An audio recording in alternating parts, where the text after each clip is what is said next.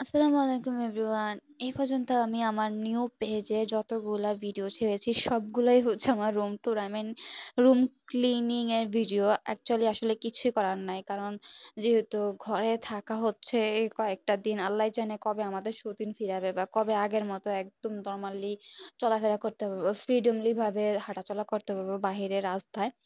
ওইদিন পর্যন্ত ওয়েট করতে হবে। এতদিন পর্যন্ত সবাইকে বাসায় থাকতে হবে, সেফই থাকতে হবে। আর আমি একটা কথা বলবো, আপনারা যেখানে থাকুন না কেন প্লিজ সেফ থাকবেন। আর আমার ভাই বোনদের কথা আমি আর কি বলবো, আল্লাহ যেন তাদেরকে সব ধরনের বিপদ আপদ থেকে রক্ষা করে। আমি শুধু নামাজ পড়ে এটাই দোয়া করছি কয়েকটা দিন।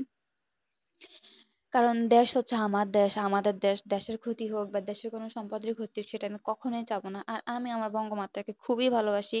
আমি আমার দেশ, আমি আমার ভাষা আমি খুবই ভালোবাসি। যেটার ক্ষতি হলে আমি মনে করি যে আমার ক্ষতি হচ্ছে, আমার কাছে এরকম ফিল লাগে।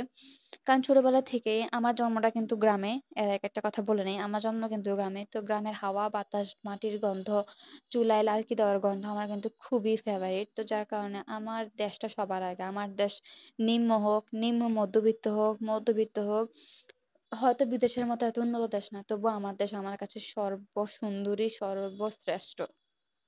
যাই হোক, ঘরে থাকা হচ্ছে তাই ভাবলাম যে ঘরের প্রত্যেকটা কোণা আমি একদম সাফ সাফাই করে একদম ঝকঝকে পকপকে করে ফেলি।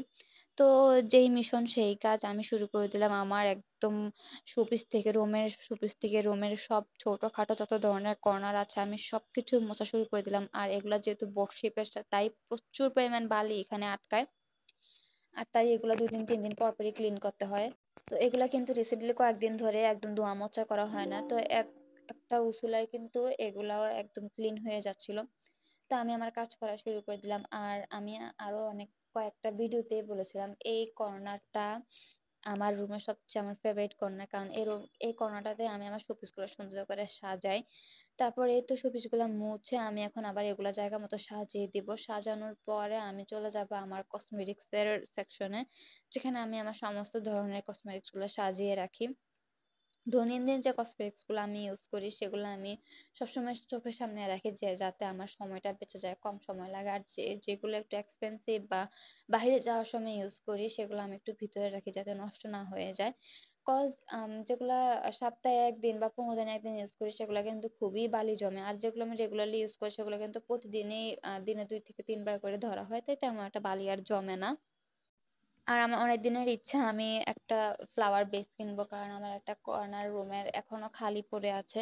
তো ভাবলাম যে আমি একটা বেস কিনবো। আর তো বের হওয়া হবে না, তো ভাবলাম যখনই দেশটা আবার সচল হবে, আবার আগের মতো নর্মাল অবস্থা হবে, আমি সেদিনই বের হয়ে গিয়ে সবার আগে বেস কিনবো। আর এই তো আমি এখানে সুন্দর করে সবকিছু একদম পাটে পাটে ভাঁজ করে রাখছিলাম। প্রত্যেকটা তলায় প্রত্যেকটা জিনিস রাখছিলাম, যেটা যেখানে রাখা দরকার আমি সেখানে রাখছিলাম। আর মাটির ব্যাংকটা কিন্তু আমার কাছে খুবই পছন্দের। আর মাটির ব্যাংকে কিন্তু আমি টাকাও জমাচ্ছি একটু একটু করে। আর যে স্বপ্ন নিয়ে আমি টাকা জমাচ্ছি, আমার জন্য দোয়া করবেন আমি যেন আমার সেই স্বপ্নটা পূরণ করতে পারি। আর যদি আমি আমার স্বপ্নটা পূরণ করতে পারি, তাহলে সেই ভিডিওটা কিন্তু আপনার সাথে আমি অবশ্যই শেয়ার করবো। একদম ফার্স্ট টু লাস্ট কোনো কিছু স্কিপ না করে আমি শেয়ার করবো।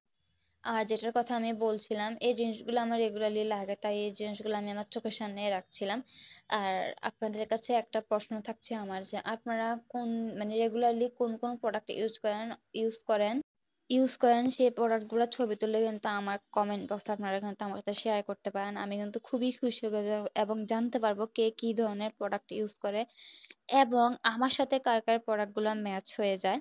ফার্স্টে কিন্তু আমি আমার এই ভেস্টটা এখানে রাখছি, পরে কিন্তু আমি আবার চেঞ্জ করে ফেলবো। আর এই জায়গার জন্য আমার একটা পেজ দরকার ছিল, আর যেটার ভিডিও আমি করতে পারিনি, যে আমি এক্সট্রিমলি সরি। আর সবকিছু শেষে এট লাস্ট সব ধুলাবালি আমি ফ্লোরে যখন ফালাতেছিলাম, তখন আমি যে আবার ঘরটাকে একটু ঝাড় দিলাম। আর this is the final look.